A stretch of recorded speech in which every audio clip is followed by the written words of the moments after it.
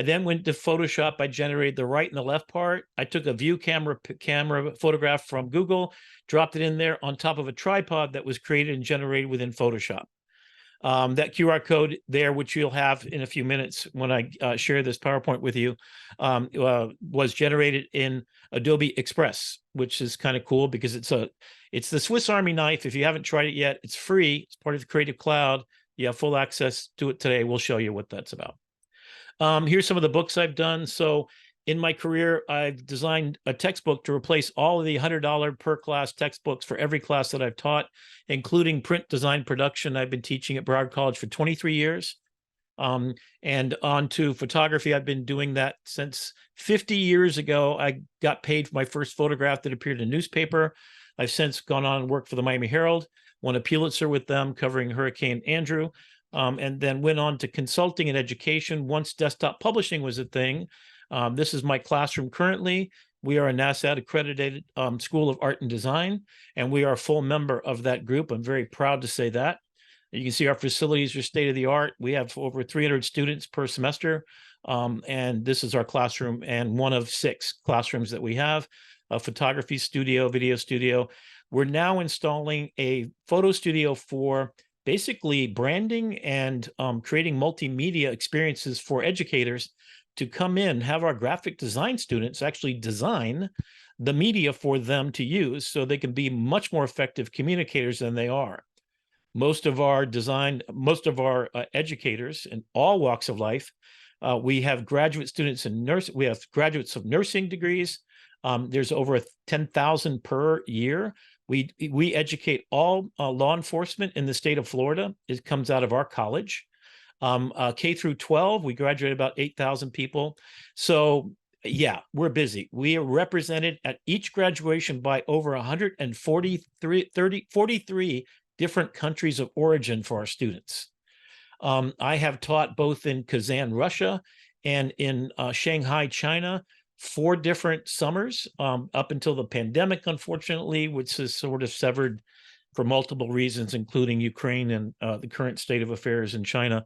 But we graduate our students from Shanghai at Broward College. They get a degree from the US.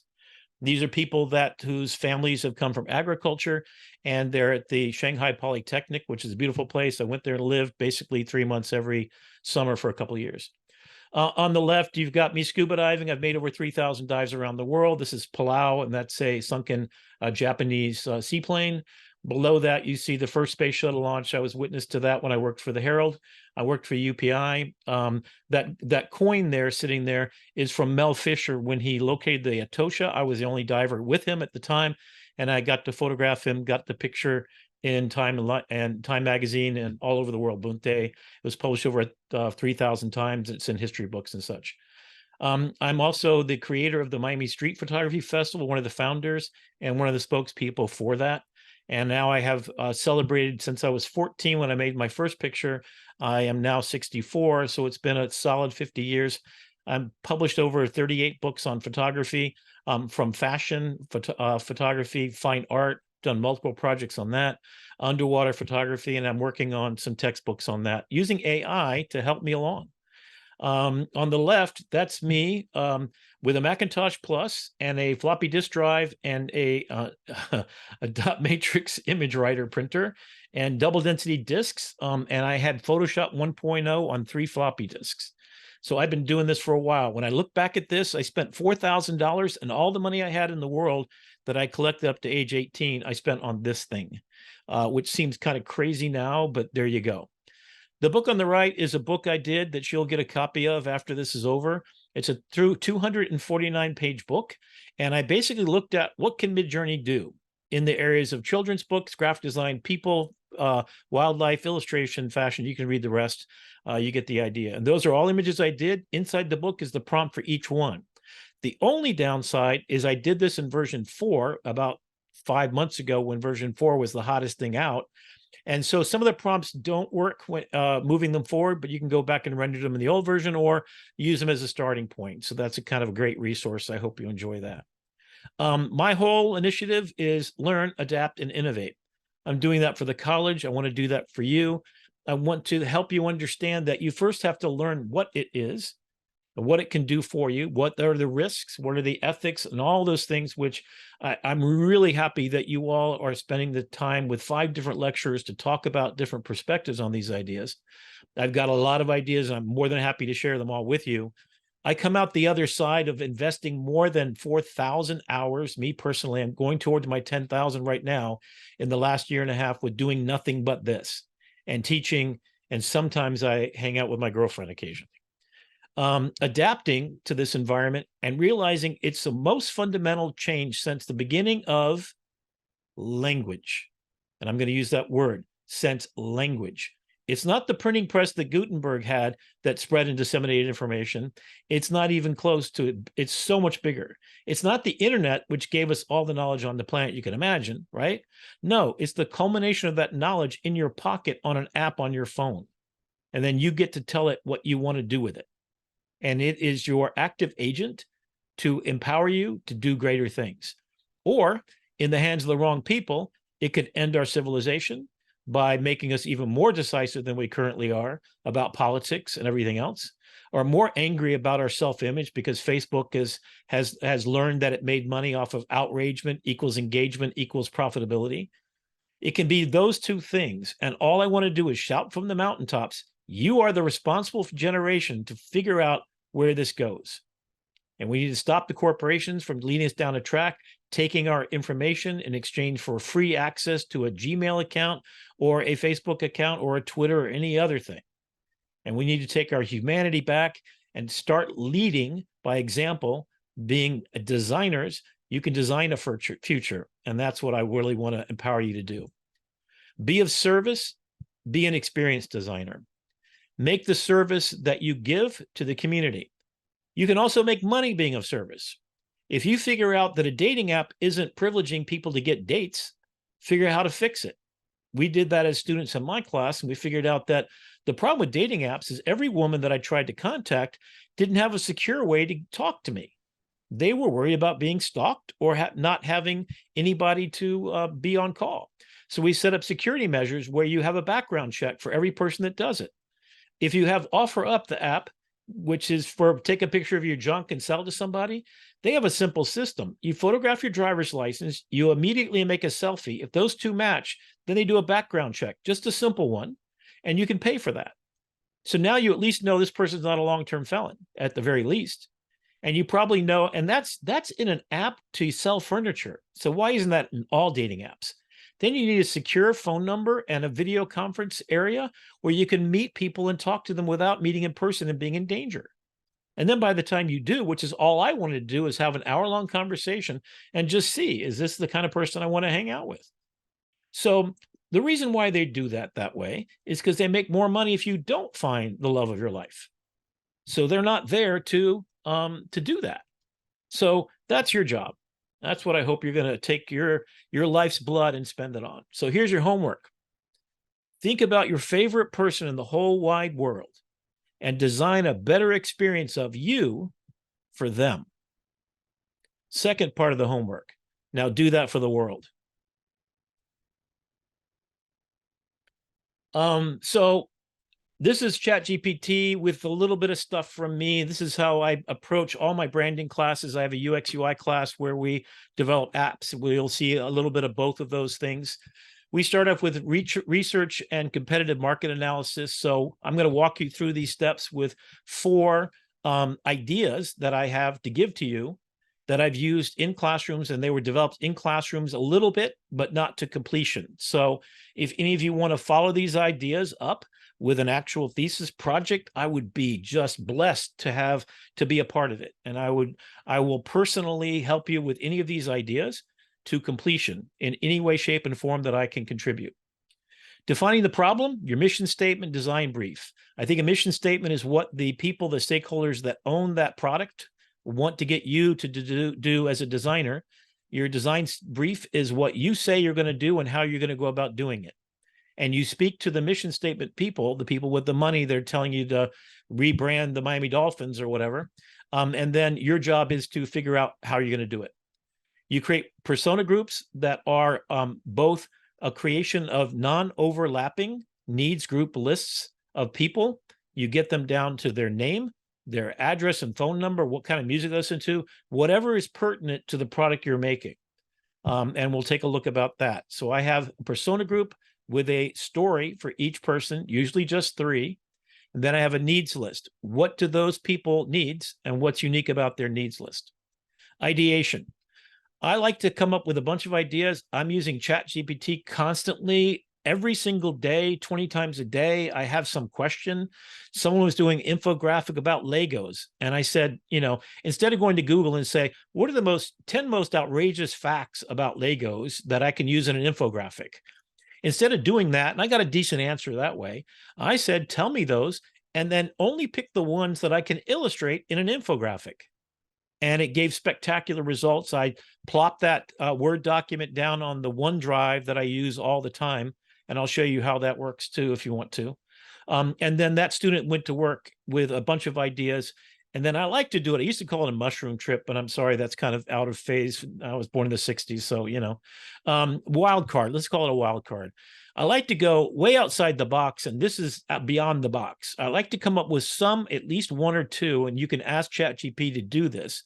Come up with an idea that's so extraordinarily wild that it almost seems impossible, but it might be just the thing. We didn't know we needed an iPhone until Steve Jobs brought it to our attention. And then imagine right today what you would do if you lost yours. Yeah, ponder that for a bit.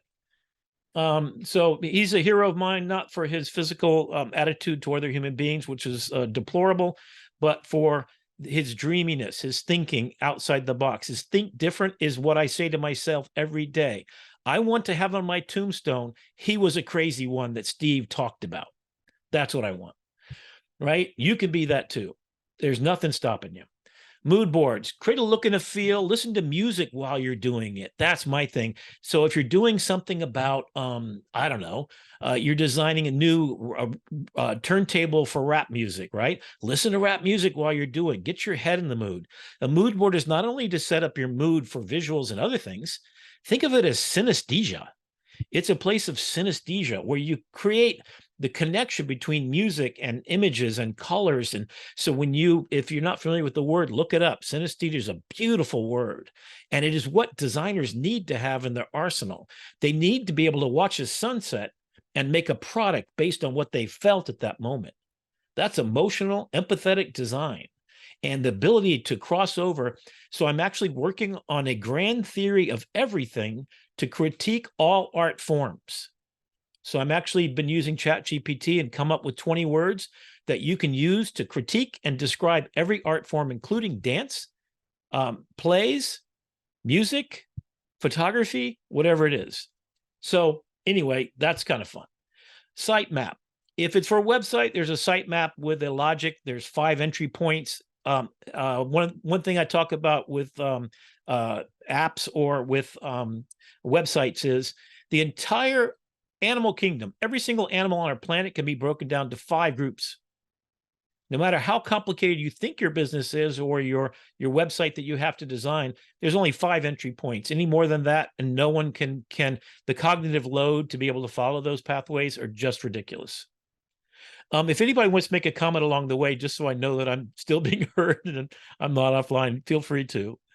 I'd appreciate it. Just a little text in the meeting chat there, because I can't see you guys right now while I'm presenting. Okay, cool. All right.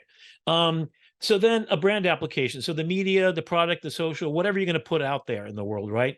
Then test the user feedback, whether it's from, and there's a whole chat group that I did that I'll give you a PDF for that goes through, well, what are the different ways of getting testing your product? How do you get feedback? And then you can use it in the process. So each of these 12 steps, basically, you sit down and say, hey, ChatGPT or Bing or Bard or whatever you use, help me do some marketing research. You're an expert, so you give it a role. You're an expert on marketing research for competitive analysis. Here's the product that I have, give a full description, and then give me a competitive analysis. Give me 5 companies that are doing something similar. Tell me how they're better and worse than what I'm planning to do, and give me analysis step by step of what are the 10 things that they have that I might want to incorporate in mine. So it's what I call the steal it thing. And then on down. So user testing, iteration and refinement, final design development, launch and marketing, okay? At every stage, you should be asking, okay? So here's the 4 projects. Number 1, project is this. It's a mobile application designed to assist. So this happened for real. In South Florida, you might know we get hit by hurricanes a lot. Occasionally in New York, you get some Hurricane Sandy kind of things or whatever going up there these days. I think there's a shift. You guys are getting a lot more than we are, right? So a mobile application designed to assist individuals preparing for, enduring, and recovering from hurricanes. So we've got a before, during, and after recovery assistance. So we got hit by Irma. Was it Irma? Yeah, I think it was Irma a while back. We missed 3 weeks of school. When the students came back, I said, what's a problem in the world you want to solve? And they had read stories about this elderly woman who had a cat and had to leave the cat behind because there was no shelter that would take it. She also couldn't get the medication she needed for Alzheimer's and diabetes, and she was in a wheelchair.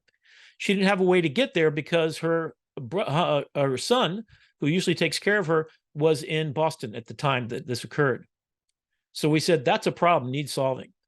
We talked about the people that came from other places. In fact, so let me just go ahead and quickly show you what we came up with. So before, during, and after, and then there's an internal messaging system you can keep in charge with loved ones. Before, we give you supplies that you can get delivered by Uber Eats. So it's the supply chain management situation where all these companies, including Publix down here and Home Depot and Lowe's, can all basically ship out a week ahead of time a supply list that you've gathered the supplies because there's a list of what you're going to need for 2 weeks survival in this situation, or it might say you need to evacuate immediately. So the before is you get pictures of all your insurance cards, all your valuables. So for insurance purposes, you're prepared afterward. Your house before, your house during, you put away all your plants and do the things, and it gives you a checklist, right? The news media has been in charge of doing that, but what if you had it in your pocket in your hand? During it, Zello and other safety alert things like that, next door neighbor was vital because people were able to get still on cell phone service and they could communicate to each other. At this location, a tornado just touched down the backyard. It's headed east, it's headed west. And that could be coordinated with AI as a backup to track both the individual locations of every tornado or every event where it's getting bad, or right now the wind speed is so-and-so. You could track that. It could be fueled into, so you could have citizen journalism to report these things, and they could be coordinated by FEMA, the Federal Emergency Management System. Afterwards, you take pictures of your house, and the insurance company will say, here's the hotel, go check in now. And here's a QR code. Here, it's going to take 3 weeks. It's going to take 6 weeks. They'll let you know messaging along the way. So if you get in a car accident today, you take a picture. If you got a traffic ticket, you take a picture of the number, take a picture of your car, you upload it, and then you've got Geico there that's got a picture. It's got a rental car waiting for you a couple of blocks away. AAA picks up your car. So that should be for hurricanes too. And we're not doing that yet. The messaging system is to get supplies and shelter and help. So if you need somebody to help because you're an old lady to board up your house, you got somebody to do that. So the top left picture I'm just sharing with you because that's the 80-year-old woman. Her name was Sarah. She had mild dementia. She had type 2 diabetes, and she has a cat. So trying to find, and her son was in Boston. So I generated that in ChatGPT. You must have the pro account to generate image there.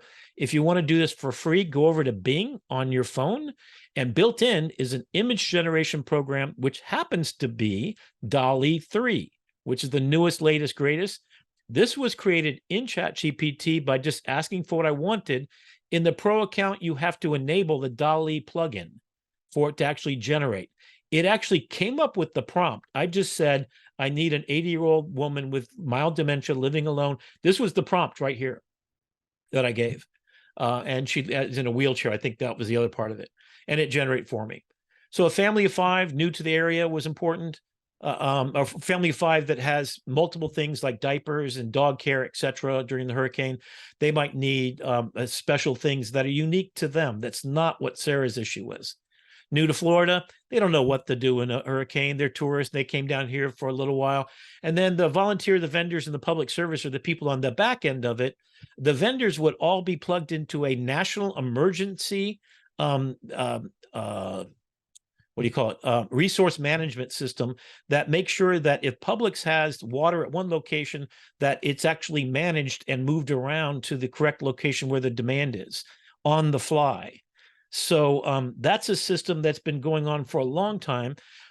In Lowe's case and Home Depot, they have trucks parked in Alabama typically weeks before, and then they come down and they bring the wood down first, and they go back up to Alabama out of the shot of the hurricane. They come back down afterwards with the supplies for the second run.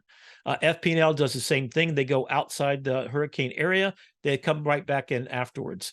But no one is looking out for the individuals sitting in their homes trying to ride the storm out. Okay, so here's the case study. In preparation, she needs help, right? So she needs someone to put up her storm shutters. So we would have volunteer organizations that, with young, strong people that want to come put up storm shutters or help her get ready.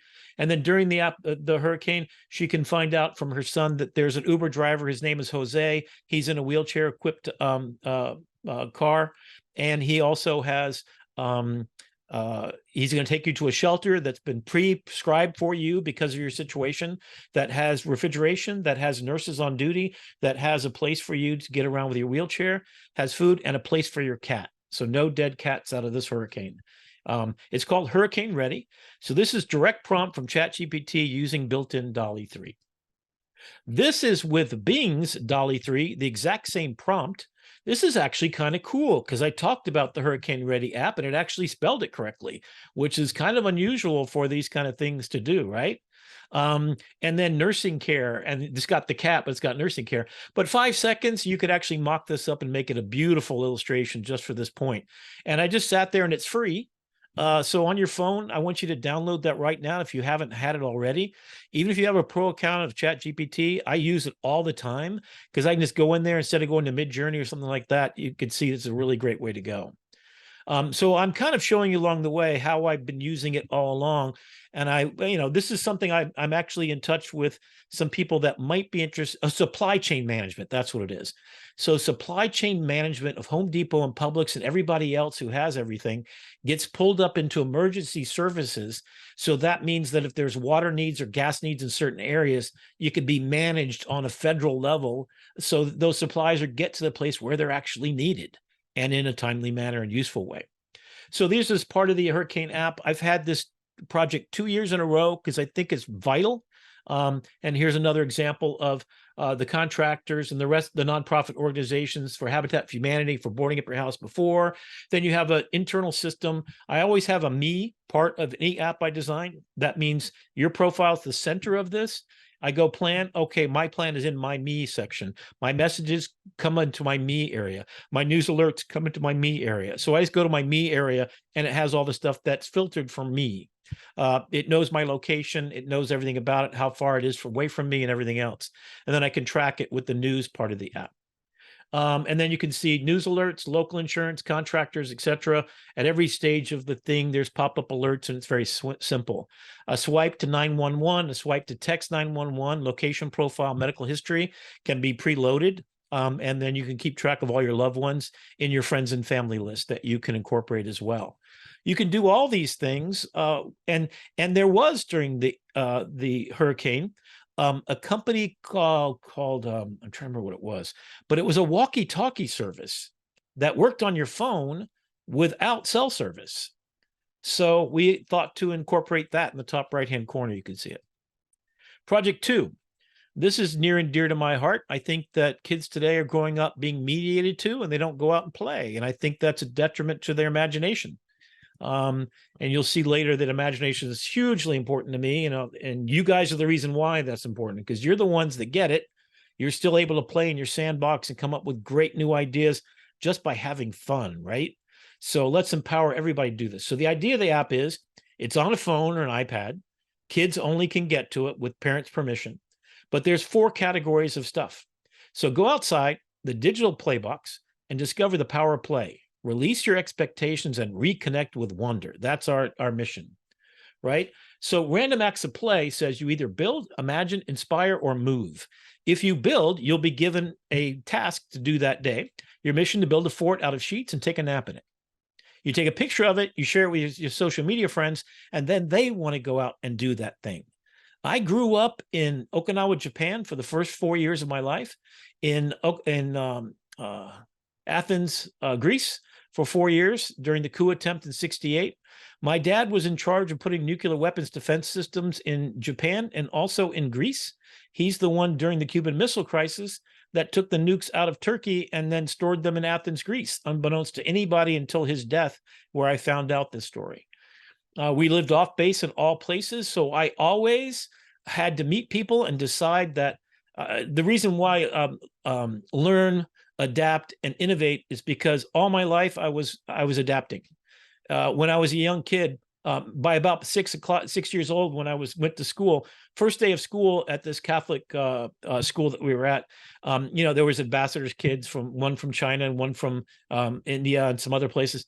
And the first day of school, one of the kids came up to me and says, I only got 4 years. I'm going to live here, so I want you to be my friend. You want to be my friend? I said, yeah. And they were friends for 4 years, and we've talked ever since. We realized that time is short. And so I asked my dad, why every 4 years do they move you? He said, well, if you got to be ready for war, that means you got to be ready for anything. And we as human beings are incredibly great at adapting and innovating. So we got to figure out, if you got 4 years and you want to make a friend, you just got to start on day one and say, you want to be my friend? And start doing it. You can't lay back and wait for life to happen. You got to go out and seek it. And I promise you, you will have a life like mine, which, Forrest Gump does not have as good a life as I have, to be honest with you. That's just the truth. And my whole life is giving of service. Okay, so let's get to these kids. Let's figure out what we can do for them. So here's the theory behind it. Build it is a hand-powered activity. Imagine is a brain-powered activity. Here's some of the ideas. I've recently redone this using ChatGPT. It came up with 1,000 really cooler ideas, like making a kite go flying. I did that as a kid. 8-foot kite. We had 4 miles of string out. It was 9 o'clock at night. My mom said, you have to come in. I cut it. And I think we found it somewhere on the beach 8 miles away, a couple of months later when we were snorkeling. Brain powered, create a superhero, write a haiku, draw a picture of yourself and your favorite animal, perform a puppet show for someone, make a bucket list. A kid 4 years old, can you imagine their bucket list? That would be fascinating, I think. Inspire. So this is heart powered. Write a letter to your favorite teacher and tell them why they're their favorite teacher. Oh my God, would that spread joy to you? It spreads joy to me every time I have a student come back to me with a family and life is working out for them. And they say to me, you had something to do with this. That's what I live for. Create a crossword puzzle with a friend about them. Make a treasure hunt for someone you love. Do this for your boyfriend or girlfriend or whoever it is out there that you care about, right? Do this for their anniversary, and at the end of it, give them a nice present and then take them out to dinner. They will be in love with you like you won't even believe. Body powered. So go out, play volleyball with a balloon, bowl with an empty plastic cups and tennis ball, climb a tree and sit for 15 minutes. So this project could be activated for learning lessons about history. The person that worked on this, and we ideated at this weekend workshop where they said, come up with something. And I said, well, kids aren't getting out and doing these things. And in the year 2000, I did my entire thesis for my photography master's degree about reconnecting with my nature. So I made these images of a nature with a 4x5 camera, and I went out in the woods. And then I also followed up with a digital camera at the time that was like 6 megapixels, I think, if anything. And then I ended up doing the whole thesis using the pictures on my camera, on my digital camera. Last one, or no, 2 more. Project Hello USA. So, 147 different countries. That people in my classroom are from Venezuela, mostly, lots from China, lots from all over the world. So when you get to the United States and you're not a citizen yet, there's a process, right? So Hello USA came from a TV show, Que Pasa USA, which was super popular right after the Cuban immigration here in South Florida. And it was both in Spanish and in English. And it taught a whole generation of Spanish speakers only to learn English. And it was hilarious. It's actually a good show. You go back and take a look at it. Que Pasa USA. So we decided, Hello USA. We basically pair you up with a mentor. That's your configuration. So if you're a family of 5 from Guatemala, we try to match you with people that successfully have immigrated and have citizenship. And they basically be a mentor to you everywhere along the way. And what do you care about? Legal information, What's the process? Oh man, it's complicated as heck, right? If any of you tried to get a student visa, you know a little bit about it. I'm sure all of you are in this category, right? And then imagine you have a community waiting for you that has job leads for you, the children's school learning English in classes near you, a university and college enrollment, civics, what's your laws and what's your things you have to do. Civics tests are built into it. Learning English is built into it. So these all could be enabled apps like the Khan Academy, where you've got a tutor for language. Wouldn't that be spectacular? That's what you could do with AI. Take a look at the Khan Academy. If you're looking for some way to change the world, Khan Academy has Khan Amigo, which is a tutor that doesn't give you the answers, but it's there 24/7 in your pocket to do anything, math, science, English, everything. Khan Academy has been educating over 200 million people worldwide doing. And now it's got AI assistants built in 24/7 availability, et cetera, et cetera. So you get the idea of this. We thought that it would be fantastic to add on to this a physical restaurant in every city in America and a community center adjacent. So the restaurant, people could go there and they could volunteer to cook food from their native countries. If you haven't heard of this project, it's called, what's it called? It was Conflict Kitchen. That's it. Conflict Kitchen. Look this up. It's an amazing project.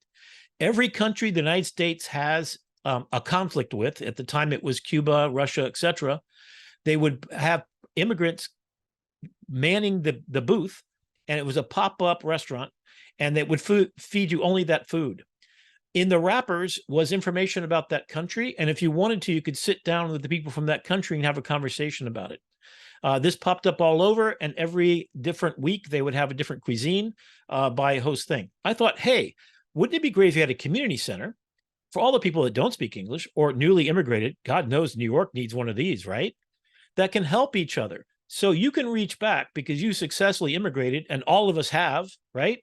You can reach back and assist someone that needs your help right now in real small ways, feeding them, teaching them English, talking to them, soothing their children, meeting friends. This, I think, is one of those projects that is definitely a life thing. I would love to make this happen for real. Everybody on the planet could use it. I'm giving you those 4 projects because these are worth spending a lifetime to make happen. And I'm going to spend the rest of my trying to. So if you want to take this on, you have my full and absolute unequivocal support to make it for real. Okay. So the last one is one that's come up recently because of a device called the AI pin. If you haven't taken a look at the YouTube videos or gone to humane.com, that's where the AI pin, or humane, you can just put in humane AI pin. It is a wearable device designed. So what I want to do is, and this is a picture. Okay, hold on. This is getting ahead. I want to redesign this, or using the theory of this to add to it.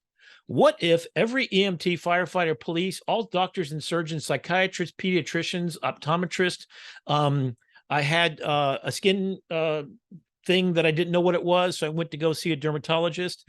He had a set of glasses, a video on his glass camera that would look at whatever he was looking at with his magnifying glasses in all the different color spectrums to tell the depth of the abrasion on the skin, what it was caused by, identify. And in his ear, he wore an earpiece that told him that this was not cancerous and that it was this, and most likely caused by this, that might need this scab or this kind of treatment to deal with. Imagine that every EMT, every firefighter, every police officer who has cameras on them, we're going to talk about that a little bit later, had a wearable device that could do all these things. So let's take, this is a picture I did with ChatGPT Pro and the Dolly plugin, where I asked for, prompting it just like I showed you there. This is a doctor, in the background is a police officer and an EMT, and they're working on a patient. I don't know what's going on here, but you'll notice that he has a heads-up display built in that he can see through, so he could look at medical records. It could be Bluetooth logged into all the devices in the room. If you're in the back of an ambulance, the pulse ox and all that kind of stuff can be monitored. The amount of saline, et cetera, all those things could be monitored and then be aggregated and fed in. If you're in an ambulance and you need to talk to a doctor, you can raise one by just saying, I need a doctor. And then the PIN does that for you. You notice on his chest, there's sort of a microphone, or maybe it's a video device. I'm not certain. There's a light on it. This is just what DALL-E thought I wanted. So it's got a microphone thing. This could be worn by everybody. I talked to a couple of surgeons already. They said they can't touch anything because that would cause problems. So it has to be voice activated only. But we're at that stage, talking to you and talking back to it, not a problem. Apple's Vision Pro, you've seen what that can do. Here's some of the ideas of what it is. Having that heads-up display, maybe not that way, but it's one of the competitive analysis that it suggested I take a look at. So there it is, the hu.ma.ne/AI pin. And I'm going to show you a video right now. It has a laser beam that actually projects text if you need it. You tap it to activate it. You could activate different modes, video, where it can record high definition video for you. And it's connected to its own AI system, and you get it through T-Mobile. And it has its own music library and everything else. So it's a whole system. It's $699 currently. It just came out last week. And it also, the contracts, I think, are $30 to $60 a month. I'm not quite sure exactly. And then here is a video. I'm going to show you part of it. This is the Humane AI Pin. It's a standalone device and software platform built from the ground up for AI. Do screenless wearable pins like the Humane AI pin have the potential to replace smartphones? In a video they've posted, Humane gave the world a glimpse of what their state-of-the-art AI pin can do. And it's nothing short of amazing. There's two pieces, a computer and a battery booster. Now, the battery booster powers a smaller battery inside the main computer.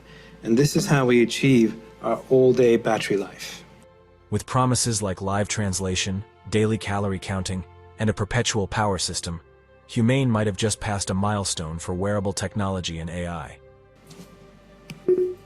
Estamos casi listos para enviar la versión final. We are almost ready to ship the final version. Great. I can't wait. Thanks so much. Genial. No puedo esperar. Muchas gracias. So, what happened there is the AI auto-detected Spanish, interpreted to English, and replied back to Yanier in Spanish with my intonation. I can also force it into any language I'd like to speak or understand. In the 10-minute video, Humane co-founder Imran Chaudhry detailed the capabilities of this device.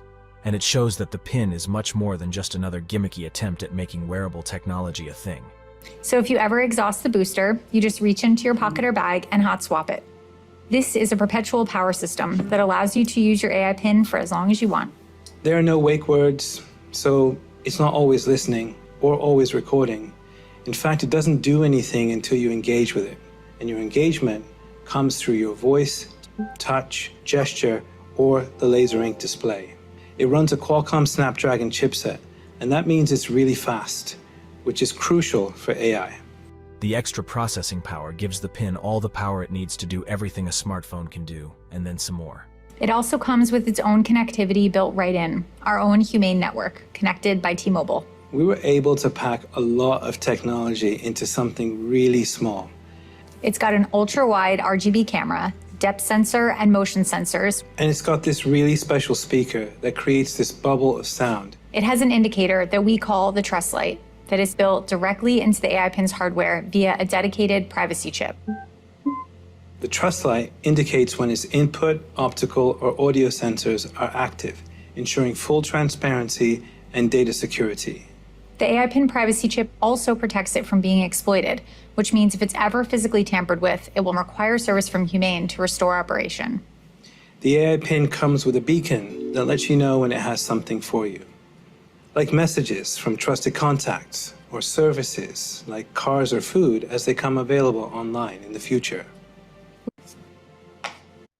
So I'm going to go on to the next thing. This is kind of the things that it does. There's listening to soft music, that's a whole library themselves, phone calls, etc. That sort of localized sound is a really cool focused thing. So yeah, if you guys want to make comments along the line in chat, if you're finding this interesting or you want me to move on. Envision the libraries of Aristotle. Once the pinnacle, envision the libraries of Aristotle. Sorry. I'm going to stop this for a second, but I just want you to really fathom how much of a change this is systemically. Yeah, you know, if you're skeptical about it, you know, if you got the money, I would buy one right now. But yeah, what I'm suggesting is I'm just showing you, this is designed by Jonathan Ive. You know, if you don't know him, you need to. He's the one that invented all the Apple devices, including redesigning the interface in the typeface San Francisco. He is he was knighted by the Queen of England. He's the most intelligent person besides Steve Jobs in the product design world there ever has been. And this is his baby. He shipped off from Apple and left. And unfortunately, he left behind a legacy of badly designed products. But anyway, let me get to this point. So I asked ChatGPT, how much knowledge was there were at Aristotle's time? And I said, let's use the measure of a Bible. So if you converted the Gutenberg Bible into text document, it would be 4.5 megabytes. So then I said, at the time Aristotle, there were scrolls and written things. If you added up all that text, basically to Aristotle, there were 78 Bibles worth of data. By the time you get to Gutenberg, at the start of Gutenberg's process, there were 48 Bibles. Gutenberg's revolution, which is the dissemination of every man and every person, every woman being able to access this knowledge, included you know, finding out that the sun did not go around the earth, etc. Started the Renaissance. The early Renaissance, there were 225,000 volumes. By the time of the end of the High Renaissance, it was 2.5 million volumes. Now in the internet in 2020, there's 16.3 billion Bibles worth of data. Today, the AI-equipped internet has, in 2030, will have 44.7. I think they're grossly underestimating how fast AI-generated images are polluting our world. If you took all images created before the year 2000 to the beginning of photography, just photographs, and you counted them, we upload that many per day today. It's 2023. The internet was a huge increase in the volume of data, but the AI is going to be an extraordinary leap from that, 10 to 100 times. So there you go. So you guys already kind of know this. It's a reasoning engine. It can hear, it can speak, it can write, it can see, it can make images. So it's all that. It's not a Google search. Google search is your grandpa's thing, right? This is a whole different ballgame. Now we've got aid to do whatever we want. So large language models or learn to speak, they're just like a child's early development. So it took 5 years for ChatGPT 4 to be fully developed.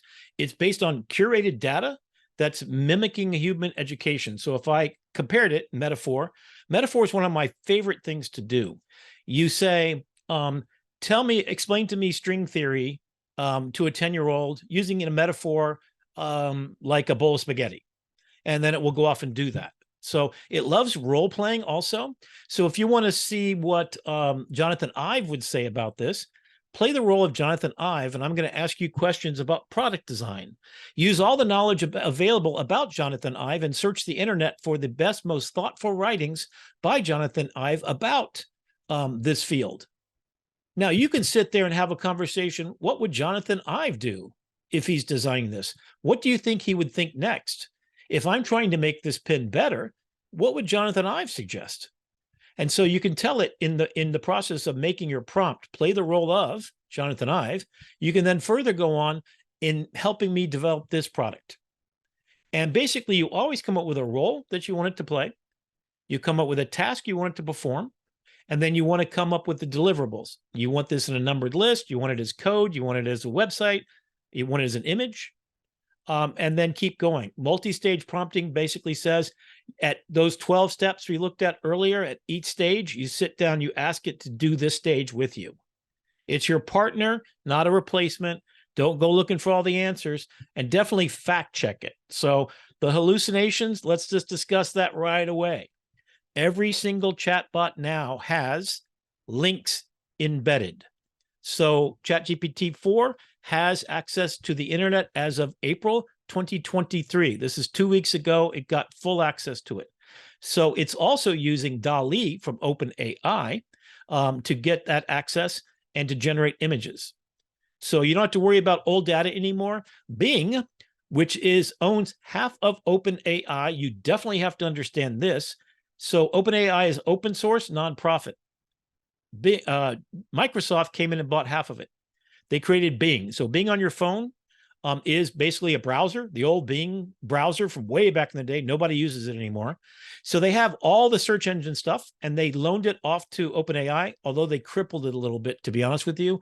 So if you go into ChatGPT and I asked for the 10 most valuable videos about product design, it gave me all the right names, gave me none of the correct URLs. I took the list of names, gave it to Bing, and it gave me all the exact URLs. So that's just a strategy thing that you should just be aware of that. Okay, then we've got the big ones out there. ChatGPT, OpenAI is the leader of the pack so far, but certainly this is going to be a leapfrog thing, just like Sony, Nikon, and Canon in the camera world, right?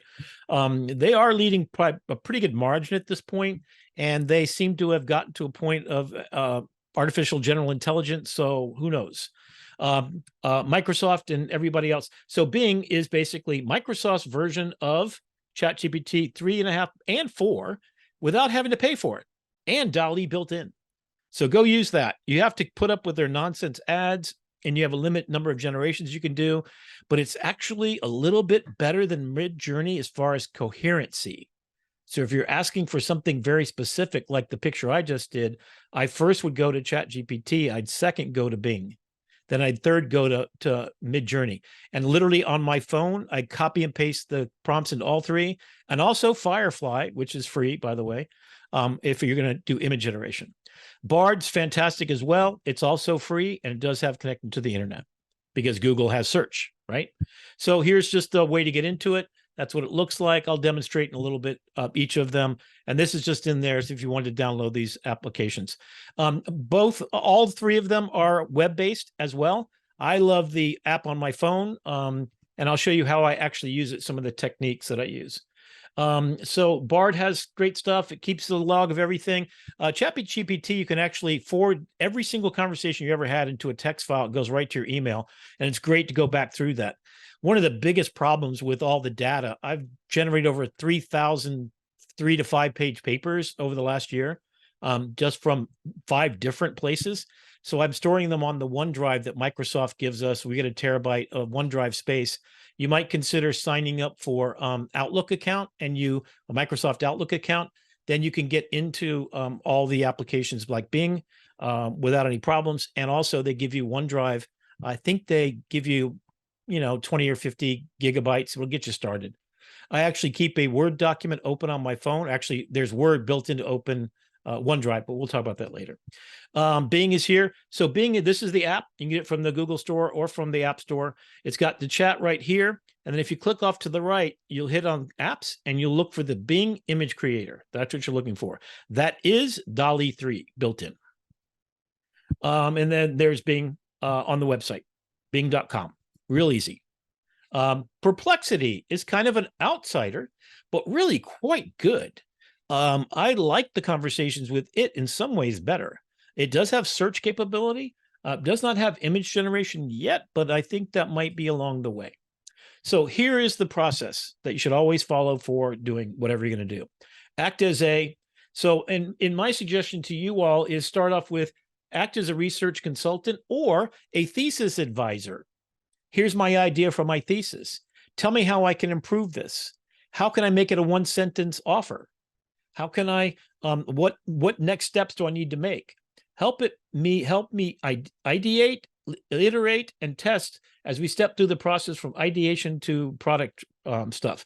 So at each stage, ask it to research, ask it to ideate based on this.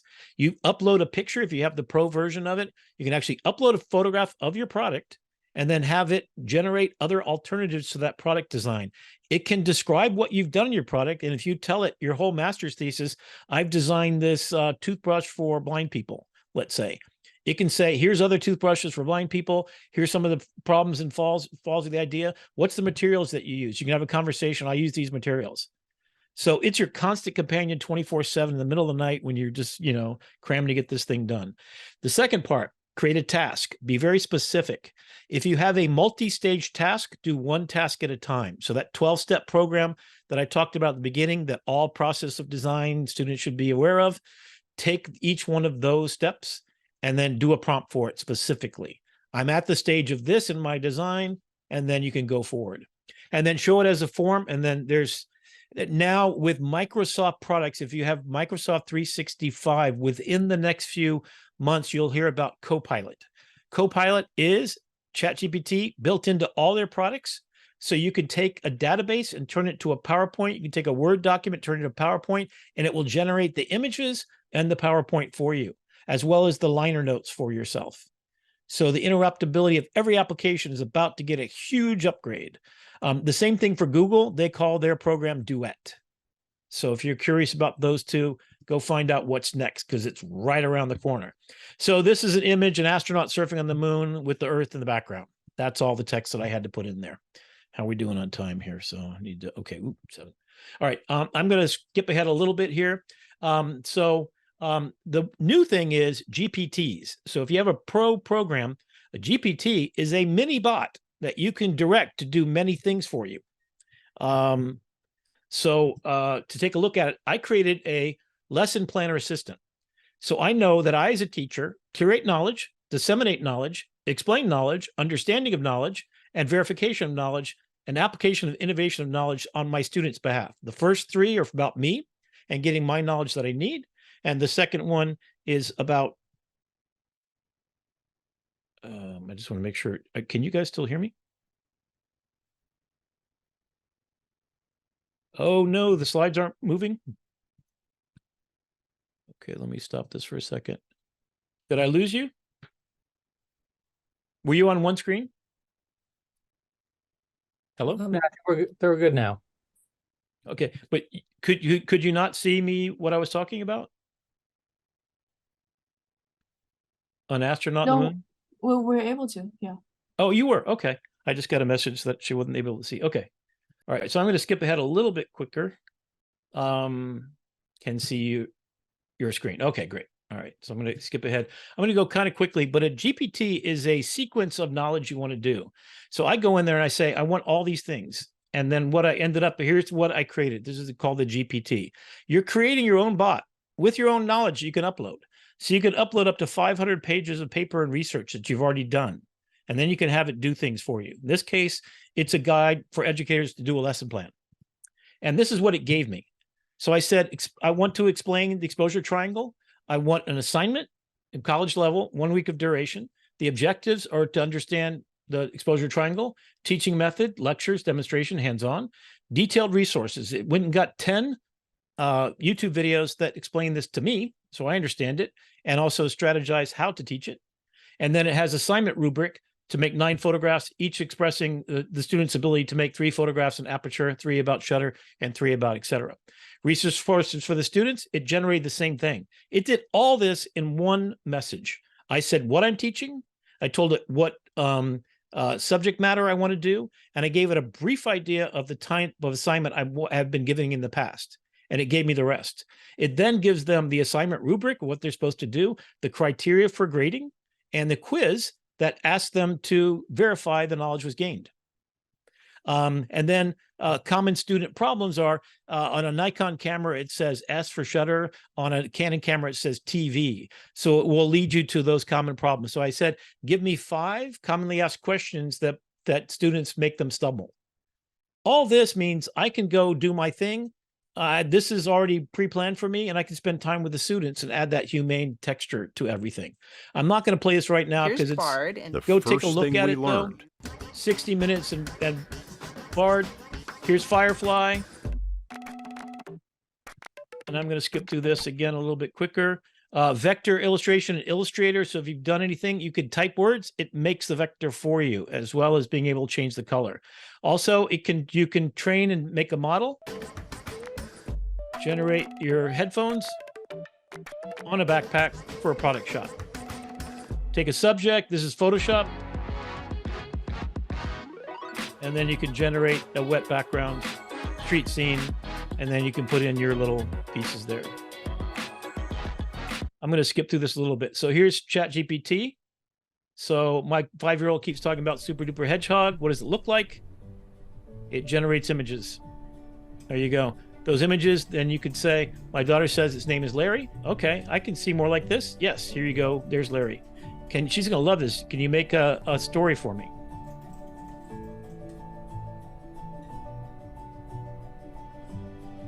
And there you go.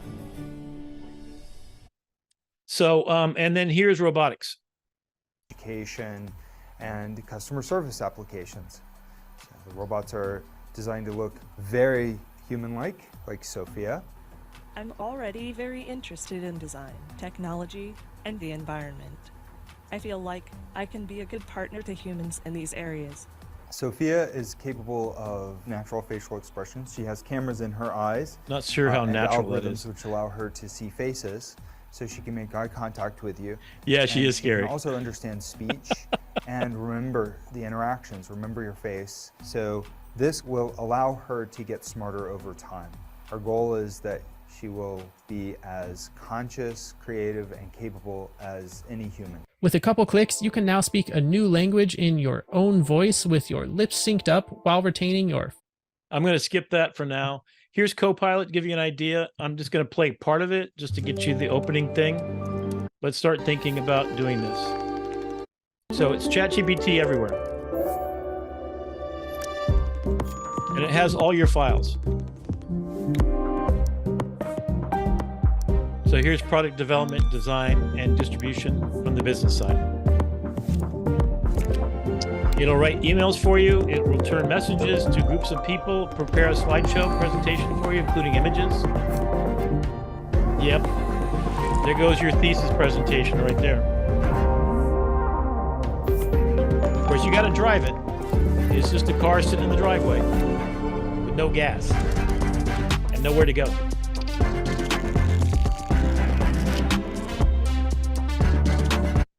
I'm actually right now in Zoom using Phantom to actually try and transcribe everything here, and then it will make meeting notes afterwards. And then if you got to a meeting late, it would actually tell you what was covered and catch you up. And then it would give you, in my case, I would create a questionnaire that I would ask students afterwards. And it could be delivered in any language on the planet. Think about that for the future of education. Okay. So let me go into the next. Oops, sorry. Traffic body cameras. This is a company. There's a couple of them out there. Copilot is the name of the one. And then someone asked earlier about Sophia. So look for Sophia robotics, CNBC. Then you'll find that video. I'm also going to give you, in fact, let me go ahead and give it to you right. Well, let's wait a minute. I'll give you a link to all of my YouTube videos about AI. There are 200 of them currently, and those are just the best ones. I've watched over 2,000. Okay. So anyway, it reviews every single video that every single cop that's wearing a video says. It then analyzes whether there's escalation or de-escalation, whether it's professional or not, etc. And then you can review the films. It's increased in 30% compliance in the community, reduction in use of force by 36%, reduction in sergeant time to review those videos by 95%. Because all they got to do is let the AI do it and then report back. And then if there's problems, that can be used there. It also could be used in incidences that happened a couple of times recently. If an individual doesn't understand the commands given by the police officer and they don't know there's a deficit of understanding, they could pull their gun out and shoot somebody like they actually did here in Fort Lauderdale, Florida, because they don't understand why they're not complying to the thing and putting down the knife. It could have de-escalated, nobody got killed. And if this was the case, you could be trained on all that ahead of time. To increase and better the police officers' capability. In education, Khan Amigo, study it, look at it. Look at Salman Khan and what he's done for the world of education. Oh my God, he is the saint. He is who I want to be when I grow up. This is 100 million people around the world of every language there is being given this. Tell me more about your character, what interests, talents, and so helping them write a good story. And it also doesn't give you the answers, which is the key thing, right? So I think, and then for dyslexics, you've got all these already bots. There's over 1,000 bots per day coming out there. Here's who I follow just for fun. Matt Wolf, it's very entertaining. Everything visual, he does it all. So if it's new, he's already got a video about it. If it's the OpenAI SAG story, definitely find 2 or 3 people, follow on YouTube video, and he creates future tools. So I just said there's 1,000 bots created per week. He has analyzed all of them and put them into a spreadsheet for you and made them available, including reviews of all of them. It's futuretools.io. Go there, find out about it. Here's just some of them for some of the things. If you got ChatGPT, what products there are in the field of product design, you're going to get ready. So it's going to be at least a 16 trillion. I'm saying 100 trillion by the end of 2050. Jobs that are impacted, basically created knowledge workers, creatives like yourselves. Those are the people of the future. We went through industrial revolution. We've gone through the service economy. And now we're going to the knowledge workers.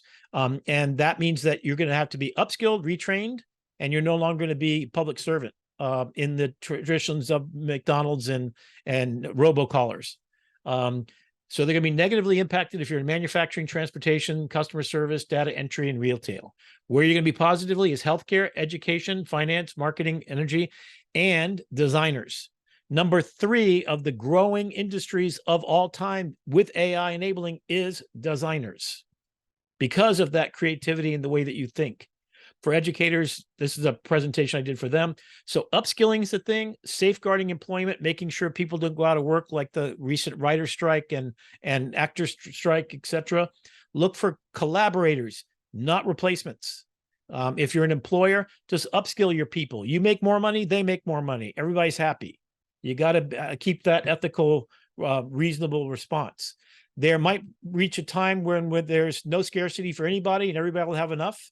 We're pretty close to that in the United States, considering. But here's the 5 skills that you want to get better at: critical thinking, problem solving, creativity, communication, collaboration.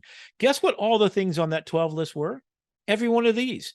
You are rock solid. You're going to double your income if you play your cards right, because what you do is what the world needs in an AI-equipped economy. Ethical concerns, identity theft, IP stealing, misinformation spread, bias and discrimination. There's a billion things to talk about that, and this could go on forever. Start looking at red testing, which looks for dangers and biases caused by ChatGPT. If you ask for a housekeeper, this is what you get. If you ask for an Asian woman, you're going to get a porn star. It's very extremely sad to say, because it's trained on all the data that's out there, and it's not filtered for the junk, unfortunately. And then you've got copyright laws. So, Hollywood and everything we just talked about. Here's the recent ruling. It says that a generated work from a technology, absent any guided human hand, is not copyrightable. So every image you make on Midjourney is not copyrightable out of the box. If you then add to it, like, I forgot one slide, the recent, hang on. Like the recent court case that this was based upon. Zanaya, this is the woman who now works for Adobe. I worked with her lawyers to try to figure out ways around this case. And basically, the image that she generated straight from Midjourney was refused copyright because it wasn't generated by a human with enough extended involvement. But the magazine that she made from it, that included a storyline and multiple pictures, was copyrightable and copyrighted. So her intellectual property is intact. You can expect, though, if you make pictures on DALL-E and Midjourney where it's all shared and everybody can get to it, you're probably not going to be able to protect that anyway. Make the money when you can off of it, and then support your other good habits that you're making change the world. But that's the way it should be. Also, the amount of time it takes me to click the shutter is less than the time it makes a prompt. The difference between me and everybody else on this planet is I've got 50 years of image making. So I will put my Midjourney stuff against anybody in the planet, no matter how much time you spend in there, because you don't have 50 years to make up for what I know already. That's why I always give this information away. Maybe I inspire someone else to spend 50 years of their life dedicated to one particular thing. These are some of the cloning things, and I tried one out. So here you go. Estoy probando este nuevo software para ver si realmente funciona. En este momento, estoy hablando inglés y lo probaré tanto en español como en ruso. Okay, here I am in Chinese. 作为一名教育家，我曾在上海、俄罗斯的可山和美国教过讲各种语言的学生。如果我会说西班牙语、意语和俄语，那不是很棒吗？好吧。Okay, I don't speak either one of those languages. I wish I did. This is LipDub. It's an AI-generated thing. It's an app on your phone. You can do as many as you like of these for free. Go try it. Try it in different languages. I think it's 40 different languages that are involved so far. 作为一名教育家，我曾在上海。Adobe went into some trouble because they were AI generating these images. Then they got used as news pictures for very bad things. But here's what, Adobe, you need to know this. They've led an initiative that includes the New York Times, the Associated Press, and over 1,000 other companies worldwide who care about the meaning of images. And as a photojournalist, it makes me sick to my heart that people are passing off fake things and propaganda like it's going out of style. We didn't need that to get Trump elected and do all the things that he did with fake news and lying and stealing and corrupting our whole world and storming the Capitol. So we didn't need AI to make it, but AI will just make it amplified, even for the bad people. So it's time to get on your horse, fight the good fight, do good with it. The internet is our great... I won't play that now, but Khan Academy, I think, is the thing. Oops. The internet. There we go. This is where I'm going to stop and take some questions and stuff. The children's book I did, I can't illustrate worth a darn. I'm a photographer, not an illustrator, but I started in Midjourney about a year ago. That's a picture of my daughter on the left. She's 27 and beautiful, still 6'1". These are out of DALL-E. This is for this children's book. So the idea of the book is you have an imaginary problem, right? So she goes to sleep and she's scared of the monster in the closet. So her imagination has created that fear.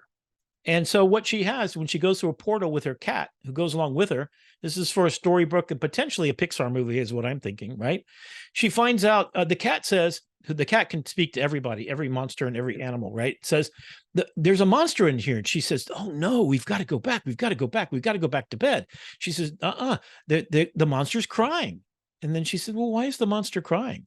And the cat goes over and says, it's his birthday and he doesn't have any friends and he's sad. So she imagines a cake.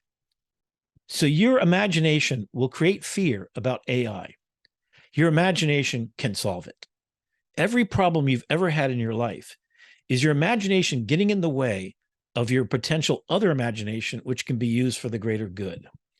So if you have fear of the dark, go through the portal with this child after reading a book from your parents. And imagine a world with fireflies and bioluminescent animals, and you can paint as they watch you paint. Imagine a world where your fear is of going up in an airplane, and you get to ride on the back of an eagle and soar with your cat. Imagine that you're going to sing at a recital, and you can't bear the idea. And when you go through the portal, out of your mouth come stars that float up to the sky, and everybody celebrates. Imagine you have a thunderstorm you're scared of, but when you walk through the portal of imagination, you are in control of when it makes its sound. You can bring in the thunder like the timpanis. You can bring in the violins like soft rain on a rooftop. You can bring in the clouds like the horn section coming in to view. If you're underwater and you're afraid of sharks or octopus or whatever, imagine what you could do if you could go underwater and meet them and talk to them. Your imagination can solve any problem. Your creativity, your imagination is what I'm hoping will solve all yours and the world's as well. And I'm going to kind of stop there and bring you guys back in PDFs together. You've got text to image like Firefly right here. You've got generative fill to fill in areas where there's problems. Put those in there. Text to image, text to template, which is a new thing. Text effects, neon type, etc. Then you've got background removal, resize image. There's 38 different ones, so I'm not going to do them all. Convert to an MP4, and turn into a GIF, resize a video, reproportion a video, generate a QR code. I love that thing. Create a PDF. This is all free. So it's Canva on steroids, and they've added a scheduling thing so you can load up and make your social media prompts right here. Let me go down just a little bit through this. So there's two things I want to show you about it. This is the new tool in Firefly, which allows you to upload a reference image, and then it takes your prompt. This is a picture of a cat with goggles on, blah, blah, blah. And then it will use these images that it's uploaded or your own image. So you can start to look at different styles, and then it will re-render the same prompt in 3D, in neon lights, et cetera, et cetera. That's the best way to get some really great iterations. So if we go on over to Firefly here, you can come in here and you can generate an image. And let me just pick one that's already here. Here's a nice picture of a gentleman. And so I can just skip the tour, and you want to skip the tour. So now I can say, you know what? I want to use a reference image. Okay, so I want to take the same picture and I want to make it like that. So it loads up over here. I hit generate. And now I've got a groom wearing a light gray suit with a sage green tie and pocket. In the style of, usually takes a minute, 30 seconds or so. If you have Creative Cloud, you have 1,000 prompts per month. There you go. It has a tendency, because it's trained that way, to be aware of bias. And usually you get every ethnicity on the planet, more or less. And you see, I'll just make another one for fun, because this is always fun to do. And so while we're doing that, I'm going to go over to ChatGPT. So what I did in ChatGPT is I said, I'd like an image for a wearable AI glasses for EMTs to wear to guide them. It should look realistic, and an action shot of them working on a patient on a gurney with a Bluetooth-enabled devices for heartbeat monitoring. And such wearable device should have an ear speaking to the person, a man and heads-up display with medical records on the face, and head and camera watching from the eyeglasses portion should be 16:9 realistic, photorealistic. That's what it made from that. That's all I did, and it did this. So you literally can type whatever you want, and then it generates the code. So no mid-journey figuring out what's what. You tell it what you want, and you get it. And you should always follow it with the style that you want, because that can make a big difference. If you want to learn about mid-journey and styles, best advice for mid-journey, I just came in here and took a look at, this is Midjourney's new website, which everything is moving off of Discord, by the way, and prompting is coming right soon, right here. It's fast as heck. So I look for product design and search. There you go. Here's the best images by everybody up today. Here are my images that I created in the last couple of minutes leading up to this. It takes a second, and I can download every single image I did from one button. So now this is web enabled. So I said I wanted to make those same glasses, and I did it in Midjourney. That's the best one that I got so far. I can then copy and paste this, and this is what wearable AI glasses, 3 perspectives product design sheet. It didn't do the product design sheet, got the text backwards, but hey, you could work with that, right? Then what I do is I use this, and then it has a way to kind of scroll through. I was working on some other images. Let me go back a little bit. I got squirrels that I was doing. This I got from a friend on, actually someone that suggested it. I was doing a movie poster for 101 Dalmatians with all the Dalmatians in it. I mean, you know, so I've got 18,000 images here that we could go through. So you could spend a day. Oh, this is my roommate loves to have screen captures for her phone. So she's made this hot cocoa for the wintertime. I bet it generated a bunch of Christmas cards recently. I mean, I'm all over the place. If you go back to explore, what I do is I find, ooh, I like this duck picture. Guess what? I want to learn how they made it. I'm going to copy that prompt. I'm going to bop over to Discord here that I got loaded up. And I'm going to move that onto the screen so you can see it.